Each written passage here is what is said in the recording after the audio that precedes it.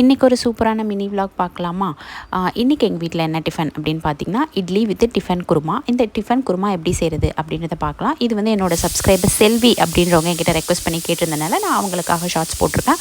So நம்ம first ஒரு பேனில் வந்து கொஞ்சம் ஆயில் ஆட் பண்ணிக்கணும். அதில் வந்து பட்டை, கிராம்பு, ஏலக்காய் இது நமக்கு எவ்வளோ தேவையோ வாசத்துக்கு ஏற்ப நம்ம வந்து போட்டுக்கணும். அது லைட்டாக வந்துட்டு வெடித்து வந்ததுக்கப்புறம் ஒரு ஆனியன் வந்து நான் போட்டுக்கிறேன். அந்த ஆனியன் நல்லா கொஞ்சம் ஃப்ரை ஆனதுக்கப்புறம் இஞ்சி பூண்டு வந்து ஒரு 4 பல் பூண்டு, ஒரு துண்டு இஞ்சியை வந்து நசுக்கி நான் வந்து ஆட் பண்ணிக்கிறேன். நம்ம வந்து கிரைண்ட் பண்ணி பேஸ்ட்டாக ஆட் பண்ணக்கூடாது, அது அவ்வளோ நல்லா இருக்காது, குழம்பு மாதிரி ஆயிரும். ஸோ அதனால் நசுக்கி போட்டால் டிஃபன் குருமாவுக்கு வந்து சூப்பராக இருக்கும்.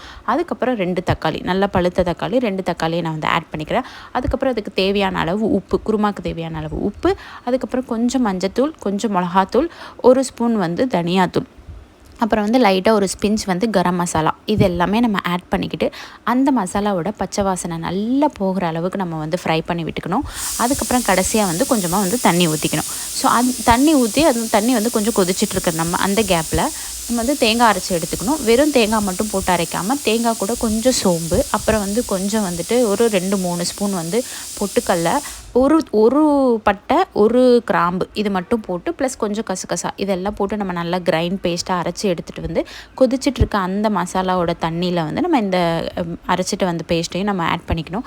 ஆட் பண்ணி நல்லா கொதிக்க விட்டு பச்சை வாசனை எல்லாம் போய் கொஞ்சம் நல்லா சுண்டி வந்ததுக்கப்புறம் இறக்குனா சூப்பரான டிஃபன் குருமா வந்து தயார். ஸோ பாருங்கள், idli with tiffin kurma ready.